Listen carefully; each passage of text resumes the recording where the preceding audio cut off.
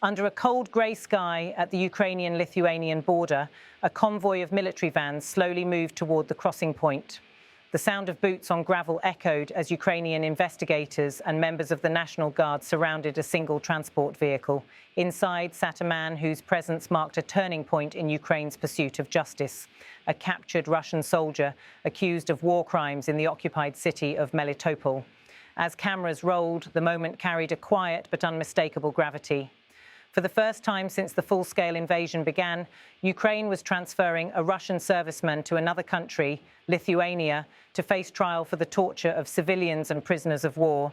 The accused is alleged to have personally participated in the illegal detention and abuse of several Ukrainians and one Lithuanian national, a volunteer who had been helping local residents during the occupation.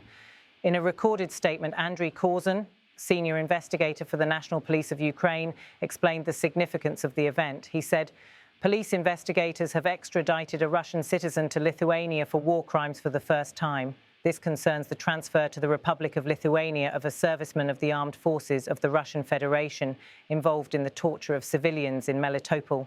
That brief declaration, steady, procedural, but deeply consequential, underscored the scale of coordination behind this single act. Behind the scenes, teams from the main investigation department in Kyiv had been working for months, piecing together evidence from witness testimonies, forensic documentation, and international legal consultations. The case, Korzun later explained, began with a grim episode in the spring of 2022. During the early months of the occupation of Melitopol, several civilians were seized by Russian troops under suspicion of aiding Ukrainian forces. Among them was a Lithuanian citizen who had been volunteering to deliver food and medical supplies. Korzun said, in April 2022, Russian military personnel illegally detained Ukrainian citizens and a Lithuanian citizen who was in the city and engaged in volunteer activities, helping the civilian population, and had no connection to military actions. The victims were taken to a makeshift detention site, a hangar at the local airfield that Russian troops had converted into a holding area. Inside, the conditions were brutal. Korzun continued, the detainees were held in facilities on the territory of the airfield. There they were subjected to torture, beaten, threatened with weapons, kept in inhumane conditions, and psychologically pressured. For Ukrainian investigators, each account told by survivors became a thread connecting a pattern of abuses, not isolated acts, but part of a systemic campaign of intimidation and control. Over time, the evidence pointed directly to a small group of Russian soldiers, one of whom was captured during a later counteroffensive. Through cooperation between Ukrainian and Lithuanian law enforcement, investigators assembled a detailed dossier linking the accused to the crimes. Korzun noted investigators from the main investigation department of the National Police, together with Lithuanian law enforcement and the Office of the Prosecutor General, conducted a series of investigative actions that identified those involved in the war crime. The extradition itself, executed on October 28, 2025, was not only a legal handover, but also a symbolic milestone. For Kyiv, it represented the first tangible step in a long campaign to ensure that war crimes committed on Ukrainian soil would not remain unpunished, regardless of where the perpetrators are ultimately tried. As the convoy crossed into Lithuanian jurisdiction, a sense of historic justice lingered in the air. In his final remarks, Korzun emphasized the broader implications. He stated, "This step sets an important precedent and evidence of Ukraine's readiness for active international cooperation in combating war crimes, as well as confirmation of the principle of inevitability of punishment for every war criminal. For legal experts and observers across Europe, that phrase, inevitability of punishment, captures a powerful new legal and moral momentum. Since the start of the invasion, thousands of alleged war crimes have been documented by Ukraine's prosecutors, ranging from indiscriminate shelling to the deportation of children. But the road from documentation to justice has often been slow and politically fraught. Lithuania, one of Ukraine's strongest supporters within the European Union, has long advocated for an expanded role of international courts in handling war crimes. By accepting jurisdiction over this case, Vilnius not only reinforces that commitment, but also signals to other European capitals that accountability can be both national and collective. The extradition also reflects growing coordination between Eastern European states that share deep memories of Soviet occupation and are determined to uphold modern standards of justice. As the trial preparations begin in Vilnius, attention turns to how the case will be prosecuted. Lithuanian authorities have confirmed that the defendant will face charges under both Lithuanian criminal law and international conventions on the treatment of prisoners and civilians. Legal analysts suggest the trial could become a benchmark for how regional courts handle foreign combatants accused of atrocities.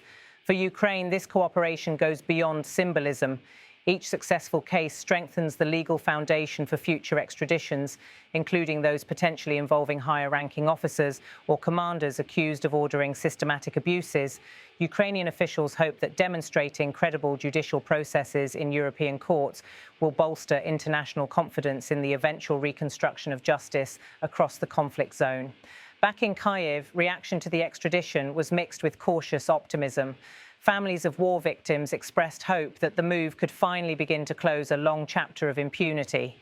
Human rights organizations welcomed the precedent, describing it as proof that Ukrainian investigators are capable of operating according to international standards, even amid wartime conditions. But in Moscow, the development was met with silence. Russian officials offered no comment, and state media made only passing mention of the transfer.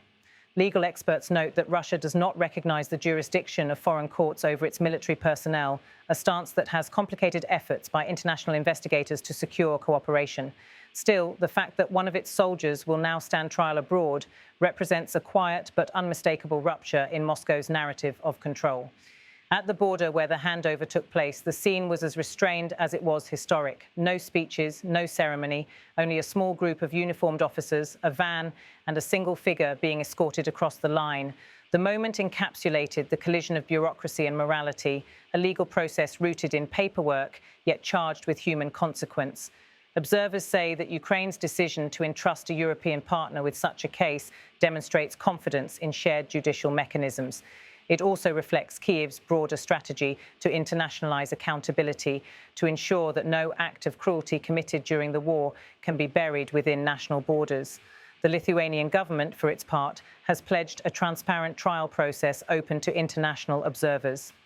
Officials in Vilnius described the extradition as a victory for justice and humanity, noting that it would proceed in accordance with the Geneva Conventions and European human rights law. For the families of those detained in Melitopol, the trial will carry both emotional and symbolic weight. Many of them still do not know the fate of their relatives. To them, the sight of a uniformed soldier being led away in handcuffs offers at least a measure of vindication, a signal that someone somewhere is being held to account. In Ukraine, the case now serves as a rallying point for law enforcement agencies, prosecutors, and human rights defenders. It validates years of documentation efforts, thousands of witness statements, and the persistence of local investigators who continue to work under bombardment and occupation. It is also a reminder that international law, often seen as distant or abstract, can still reach into the chaos of war and draw lines of accountability. As the van carrying the accused disappeared over the Lithuanian horizon, Ukrainian officers stood silently at the border checkpoint. Their task was complete, but their mission continues. For them and for many others across Ukraine, this extradition is more than a transfer. It is a message to the world that justice, however delayed, can still move forward. In the words of Andriy Korzun, this step sets an important precedent. His statement now echoes beyond that quiet border crossing, into courtrooms, into archives, and into the collective record of a nation determined to ensure that no crime, however distant or hidden, escapes accountability.